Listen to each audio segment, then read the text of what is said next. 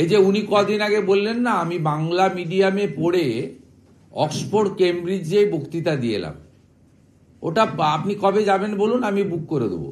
ওখানটা ওটা একটা ক্যান্টিনের হল। ওই যে ক্যান্টিন থাকে না, টোস্ট চা কফি খাওয়ার জন্য, স্যান্ডউইচ ফিশ ফ্রাই খাওয়ার জন্য, কন্টিনেন্টাল খাওয়ার চলে লন্ডনে, সেটার জন্য ওটা একটা ক্যান্টিন। তার অ্যাকোমোডেশন হচ্ছে 250। পশ্চিমবঙ্গ থেকে পুলিশ নিয়ে গিয়ে বসিয়ে দেওয়া হয়েছিল 60। অনেকগুলো চেয়ার ফাঁকা ছিল, তার মধ্যে আবার ডক্টর রজত শুভ্রবাবুরা ঢুকে ঘেটে ঘ করে দিয়েছিলেন।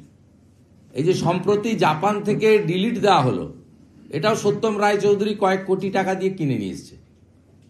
আমি একটা প্রেস কনফারেন্স করব, সত্যম রায়চৌধুরী কি কাণ্ড করছেন পশ্চিমবঙ্গে এবং কিভাবে কেন্দ্রের যে সংস্থাগুলি আছে তাদের কাছ থেকে এনওসি আনাচ্ছে।